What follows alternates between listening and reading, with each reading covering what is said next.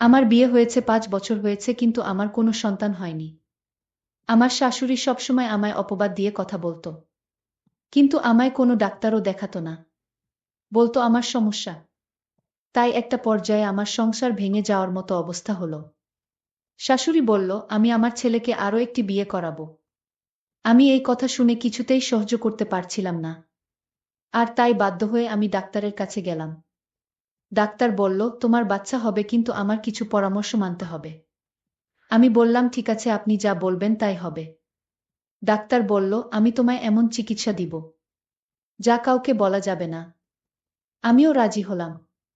কিন্তু ডাক্তার সাহেব চিকিৎসার নামে একদিন রাতে আমার সাথে যা করেছিল তা কোনো মেয়ের পক্ষে মেনে নেওয়া সম্ভব ছিল না। তাহলে আসল ঘটনাটি খুলি বলি। আমার নাম ডাক্তার অজয় কুমার। আমি একজন গাইনি বিশেষজ্ঞ ডাক্তার। অর্থাৎ যে সমস্ত মহিলাদের বাচ্চা কাচ্চা হয় না বা গর্ভজনিত সমস্যা, এই চিকিৎসাগুলো আমি দিয়ে থাকি। তাই হাসপাতালে সব সময় সিরিয়ালে আমার গর্ভবতী মহিলা বা যাদের বাচ্চা ধারণ ক্ষমতা নেই, এ ধরনের মহিলাদের সিরিয়াল সবসময় লেগেই থাকে। আর তোমাদেরকে বলে রাখা ভালো, আমি দেখতে বেশ হ্যান্ডসাম। আমার উচ্চতা সরাসরি ৬ ফিট এবং দেখতে অনেকটা ফর্সা। তো যাই হোক বন্ধুরা, আমার কাছে একদিন হঠাৎ করে একটি মেয়ে চিকিৎসা নিতে আসলো। তার সমস্যা হচ্ছে প্রায় ৫ বছর যাবত বিয়ে হয়েছে, কিন্তু বাচ্চা কাচ্চা হচ্ছে না। আর যেহেতু আমি একজন গাইনি বিশেষজ্ঞ এবং আমার এলাকার মধ্যে অনেক নামকরা, তাই মেয়েটি আমার কাছে আসলো এবং সমস্ত কিছু খুলে বলল। তখন আমি তাকে বিভিন্ন রকমের টেস্ট দিলাম এবং পরীক্ষা করে দেখলাম যে তার বাচ্চা ধরার ক্ষমতা সবকিছু ঠিকঠাক আছে। তারপরেও তার বাচ্চা হচ্ছে না। তাহলে কি কারণ হতে পারে আমি চিন্তা করতে লাগলাম। অবশেষে আমি বুঝতে পারলাম এটা তার স্বামীর সমস্যাজনিত কারণ ছাড়া আর কিছু না।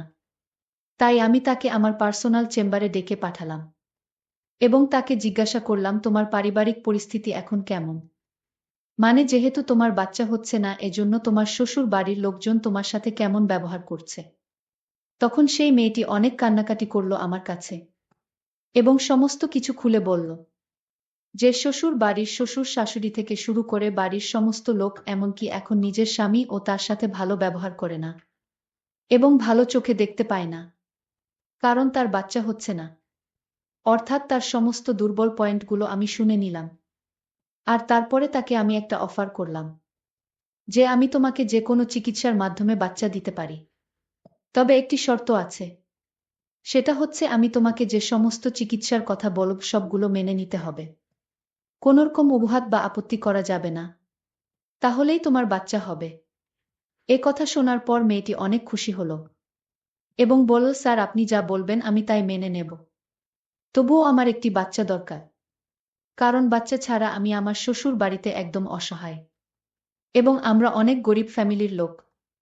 যদি তারা আমাকে ছেড়ে দেয় তাহলে আমার বাবা অনেক বিপদে পড়ে যাবে। তাই আপনি যেভাবেই হোক আমাকে এই সমস্যা থেকে উদ্ধার করেন। যখন মেয়েটি এই কথাগুলো বলল, আমি ভাবলাম এখন আমি তাকে যা বলি তাই মানবে।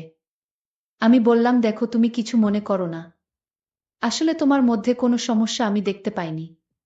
মেইন সমস্যা তোমার স্বামীর মধ্যে হতে পারে। কিন্তু তুমি যদি এই কথা তোমার স্বামীকে গিয়ে বল, তোমার স্বামী কখনো বিশ্বাস করবে না এবং তোমাকে উল্টো বকাবকি করবে এবং তালাক দিয়ে দিবে, কারণ তোমার সব কিছু ঠিকঠাক আছে। এ কথা শোনার পর মেয়েটি প্রথমে একটু ধুম ধরে চিন্তা করল। তারপর বলল, আচ্ছা স্যার, ঠিক আছে, আপনি যে চিকিৎসা দিবেন সেই চিকিৎসা আমি মেনে নিব, কিন্তু আমার বাচ্চা অবশ্যই চাই। আমি বললাম, আমি তোমাকে যে চিকিৎসাটা করব সেটা কাউকে বলা যাবে না। মেয়েটি বলল, ঠিক আছে স্যার, আমি কাউকে বলবো না। আমি বললাম, আমি তোমাকে চিকিৎসা দেওয়ার পর যদি তোমার বাচ্চা না হয়, যদি বাচ্চা না হয় তাহলে আমি বুঝব।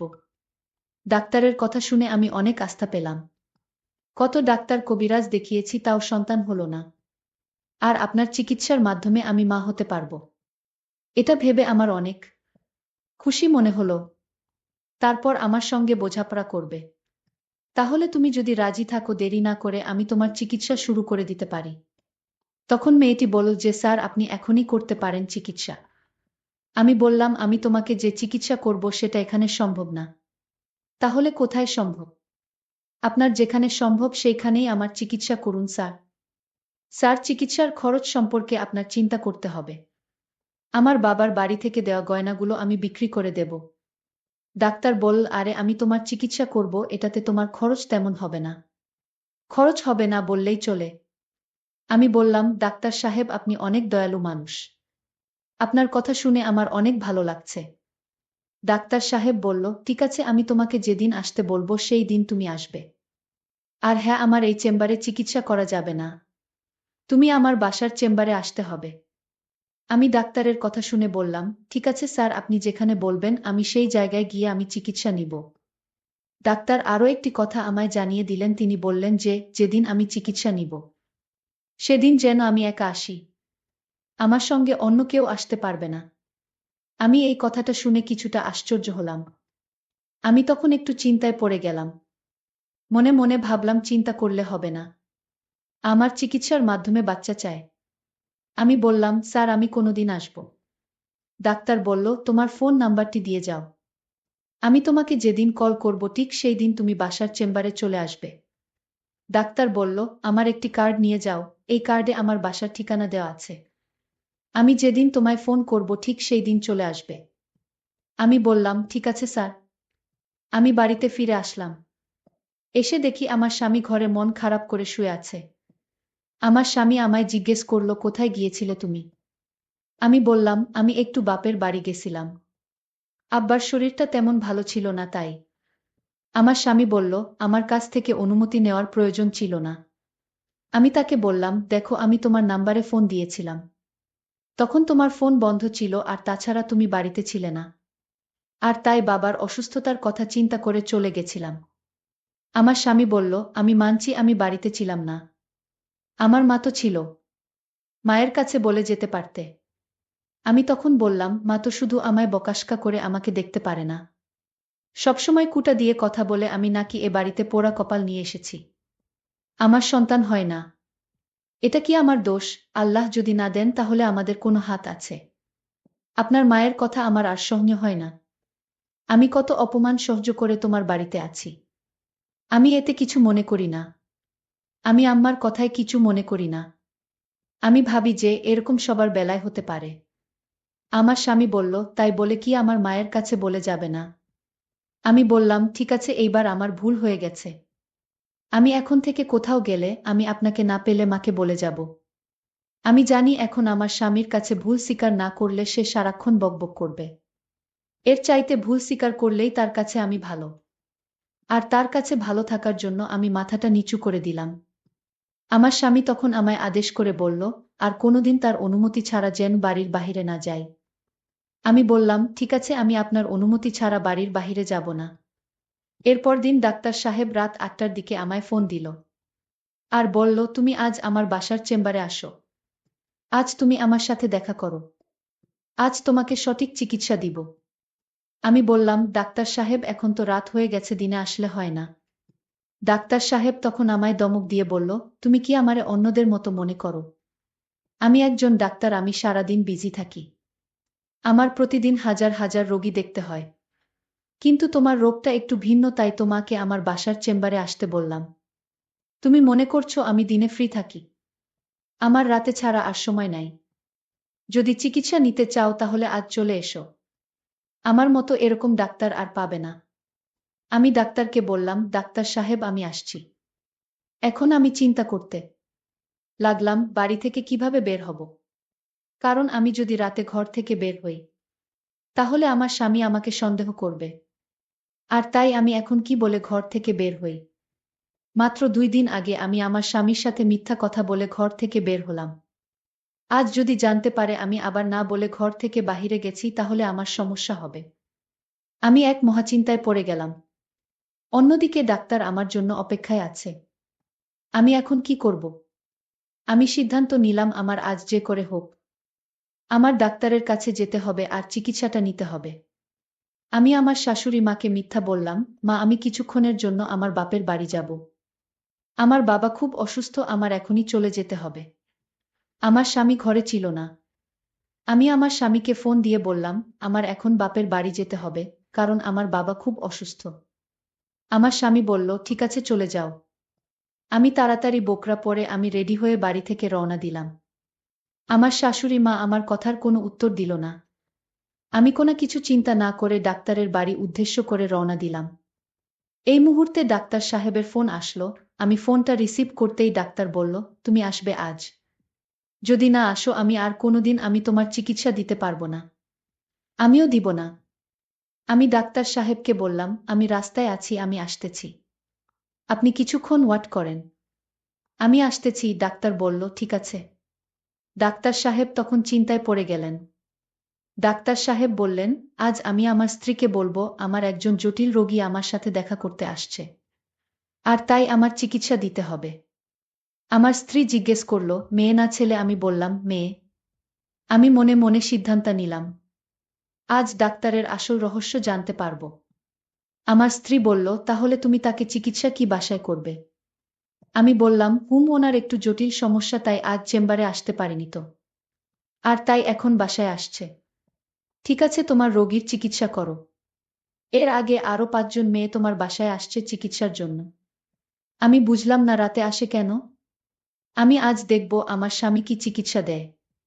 আমি আমার স্বামীর উদ্দেশ্য জানার জন্য আমি আগে থেকেই ওনার পার্সোনাল রুমে লুকিয়ে পড়ি।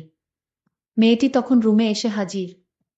ডাক্তার সাহেব বলল, তোমার জন্য আমি অনেকক্ষণ ধরে অপেক্ষা করছি। ডাক্তার বলল, আজ তোমার সারা রাত এখানে থাকতে হবে, কারণ এই চিকিৎসা করতে প্রায় 7 থেকে 8 ঘন্টা সময় লাগে। আমি ডাক্তার সাহেবকে বললাম, কোনো সমস্যা নাই, আমি বাড়ি থেকে বলে এসেছি। ডাক্তার বলল, তাহলে তো কোনো সমস্যা নাই। আচ্ছা, আজ যে চিকিৎসাটা আমি তোমায় দিব তুমি কিন্তু কাউকে বলতে পারবা না। ঠিক আছে ডক্টর সাহেব, আমি কাউকে বলবো না। আপনি আমার চিকিৎসা শুরু করতে পারেন। ডাক্তার বলল, ঠিক আছে, তুমি বেডে শুয়ে পড়ো, কোনো নড়াচড়া করবে না। আমি বললাম, ঠিক আছে ডাক্তার, আমি বেডে শুয়ে পড়ছি। তখন আমি লক্ষ্য করলাম ডাক্তার সাহেব লাইট বন্ধ করে দিল। আমি বললাম, ডাক্তার সাহেব লাইট বন্ধ করলেন কেন? ডাক্তার সাহেব বলল, আমি তোমায় এখন যে চিকিৎসা দিব সেটা অন্ধকারে দিতে হয়। আমি বললাম, না ডাক্তার সাহেব, আমার খুব ভয় করছে, আমার সাথে কেউ আসেনি। আমি একা আপনার রুমে, আমার খুব ভয় করছে। ডাক্তার বলল, ভয়ের কিছু নাই, চিকিৎসা নিতে হলে ভয় করলে চলবে। ডাক্তার সাহেব যখন আমার বেডে আসলো, ঠিক তখনই লাইটটা জ্বলে উঠল। ডাক্তার সাহেব চমকে উঠল, লাইট কিভাবে জ্বলে উঠল? বাড়িতে কি ভূত এসেছে নাকি? আমার প্ল্যানটাই নষ্ট করে দিল। তখন আমার স্ত্রী বলল, হ্যাঁ, বাড়িতে ভূত এসেছে। এই যে দেখতে পাচ্ছ, আমিই তো ভূত। আমি বললাম, আশ্চর্য, তুমি না আমার রুমে ঘুমিয়েছিলে, তুমি এখানে কি করে আসলে? আমি বললাম, তোমার আসল চিকিৎসাটা দেখার জন্য আমি আগে থেকেই ঘরে লুকিয়েছিলাম। এই বুঝি তোমার চিকিৎসা? আমার স্ত্রীকে বললাম, তুমি যা ভাবছো আমি ঠিক তেমনটা নই। মেয়েদেরকে মিথ্যা কথা বলে তুমি এইভাবে চিকিৎসার নামে এসব করো। আমি ডাক্তার সাহেবের স্ত্রীর কথা শুনে চমকে উঠি, হায় আল্লাহ, আমি আজ বেঁচে গেলাম। আমি ডাক্তার সাহেবের উদ্দেশ্য বুঝতে পারিনি। তার বাহিরের চেহারাটা অনেক সুন্দর, কিন্তু ভিতরের দৃশ্যটা যে এত নোংরা আমি জানতাম না। আজ হয়তো আমি ডাক্তার সাহেবের স্ত্রীর জন্য বেঁচে গেলাম। ডাক্তার সাহেবের স্ত্রী আমাকে বলল, এই মেয়ে, তোমার বাড়ি কই? আর তোমার মা বাবা স্বামী কেহ নাই? তোমার মাথায় কি সমস্যা আছে নাকি এই এত রাতে কেউ একা একা চিকিৎসা নিতে বের হয়? আমি তখন কেঁদে বললাম, দেখুন, আমার স্বামী আমারে কোনোদিন ডাক্তার দেখায় না। সে নিজেও ডাক্তার দেখায় না। ডাক্তার সাহেবের স্ত্রী বলল, আচ্ছা, আমার স্বামী তোমার রিপোর্ট দেখেছে? আমি বললাম, হে, আমার কোনো সমস্যা নেই, রিপোর্ট ভালো। তোমার সমস্যা নাই, তাহলে তুমি চিকিৎসা নিতে আসলে কেন? চিকিৎসা নিবে তোমার স্বামী। আমি তোমার স্বামীর জন্য কিছু ওষুধ দিয়ে দিচ্ছি, এগুলো নিয়ম করে খাওয়ালে ইনশাল্লাহ ঠিক হয়ে যাবে। বন্ধুরা, আজকের গল্পটি এখানেই শেষ করলাম। ভালো লাগলে চ্যানেলটি সাবস্ক্রাইব করে পাশে থাকবেন। ধন্যবাদ।